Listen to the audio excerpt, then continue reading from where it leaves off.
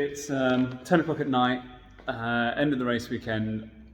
I'm at Brands Hatch though, so we've got Brands GP tomorrow, my favourite circuit. And I was feeling like a bit of a dick earlier. Just my bike, the bike just hasn't been feeling great this weekend. I haven't had confidence in the front, and there's certain corners where it's really bumpy and tricky, and it's just not been giving me no confidence over there. And I've been just not riding well, and I haven't been enjoying it. And did the first race this morning, and it went okay, but I didn't enjoy it. And I was like, do you know what? I'm not enjoying this. I'm not the biggest fan of this circuit. I'm just going to pack up and go. I'm not going to do the second race. And then I started formulating my plan about what I'm going to ride tomorrow at Brands Hatch GP, because I've got V4R, but the forks don't feel right, and I love the forks in the 22 bike, the shallower ones. And I was like, cool. And the 22 bike's not working because the sensor's fucked. So I was like, cool. I'm going to get there. I'm going to swap those forks onto the V4R. And so I've started the process. I've only got one headstock stand, unfortunately, so I can't do that one until Tom gets here. I've got another headstock stand. Ben very kindly lent me his, but it's got the wrong pin. Very frustrating. But anyway, it's late at night and I'm tired and I need to go to bed.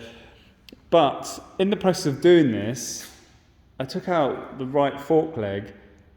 Oh, I couldn't get the wheel out. The wheel would not come out. It was really weird. So I ended up having to hammer the axle out with obviously soft face mallet. And when it came out in one axle, it was pinged to the side. It's like, what's going on there?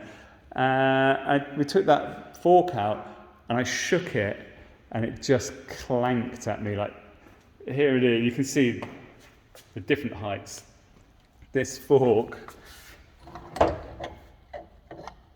don't know if you can see that. Yeah, there you go. I'm just lifting it. It all comes out of that hole. It has just had some sort of catastrophic failure, or just come undone. I'm not a technician. I don't know. It's probably my fault. They probably should have been serviced earlier. I've got probably in the region of 3,000 miles on those forks, and that's probably a little bit too much.